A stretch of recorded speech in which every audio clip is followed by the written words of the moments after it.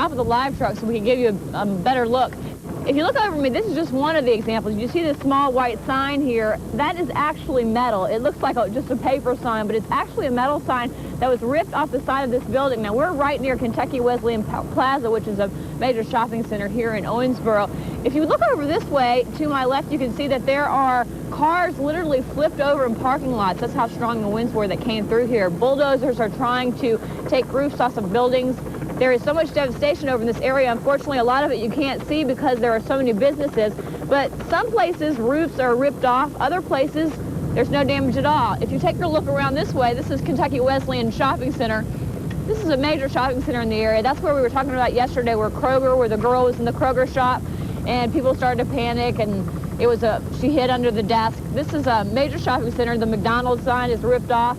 Frederick Street, as everyone knows in Owensboro, is the major thoroughfare. It is closed in this area from 25th Street to Tamarack. There's been a big problem with people not obeying the rules.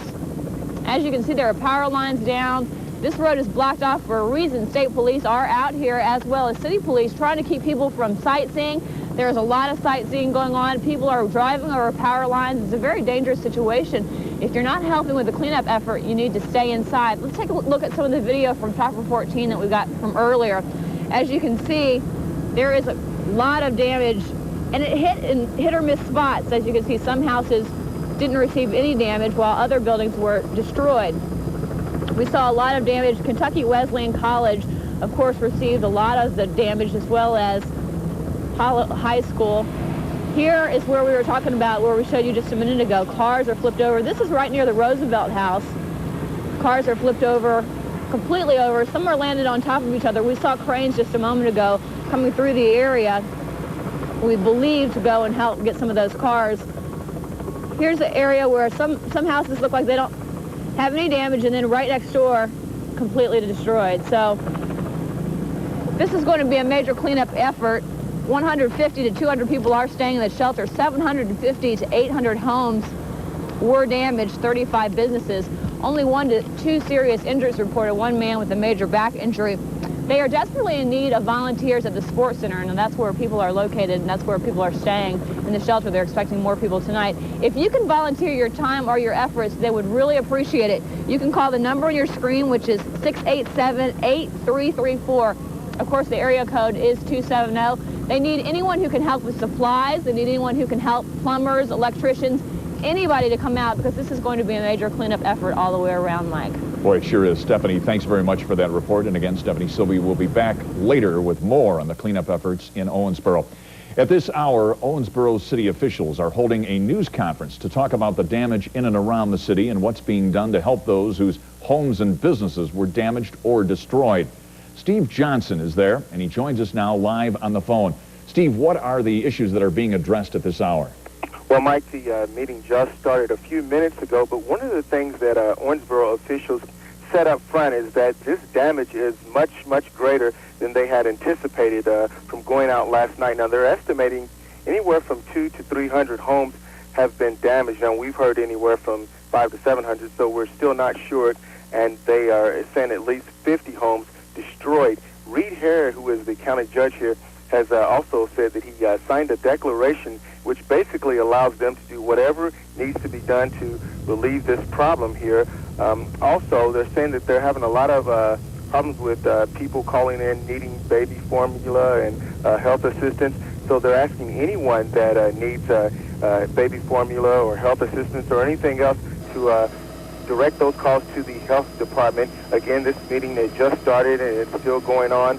And, of course, later on Newswatch will have a full report on that for you, Mike. Okay, Steve, thanks very much for that report. And as you say, we'll have the very latest in a later report coming up. Thanks very much, Steve Johnson.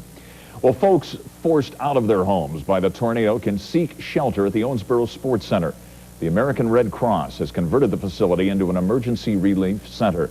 Currently, there are about 150 people staying there. The Red Cross is prepared to house up to 400. The shelter will provide a hot meal, a place to sleep, and counseling for those who need it. Since last evening, we've been sheltering. Right now, our numbers are over 150. We're just trying to provide the comfort that people need right now. They've been displaced out of their homes, so we're providing the warm meals, the blankets. We have mental health professionals on the scene, and we're just going to go take it step by step. Capacity. If you're in need of the shelter, or you know someone who is, grab something to write with. You can contact the Sports Center. Here's the number at 270-687-6, or make that 8334, or call the Red Cross at 270-687-8330 or 687-8331. And the Sports Center is located on Parrish Avenue. Well, the Tri-State Food Bank is also doing what it can to help out in Owensboro, and they need your help as well. They're asking for donations of non-perishable food, cleaning items, and money. Or if you'd rather write a check to help out, that also would be appreciated. The drop-off location is on your screen. It's 801 East Michigan Street in Evansville.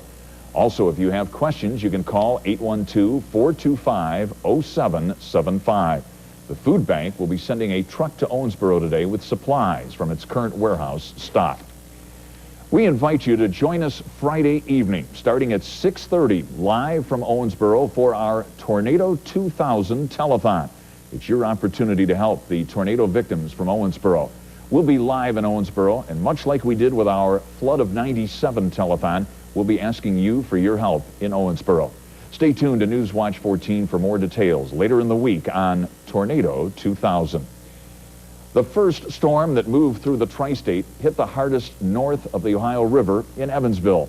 This was the scene on the city's southeast side yesterday. Today, Sigico says power has been restored to most of the 4,900 homes knocked out at the height of the storm.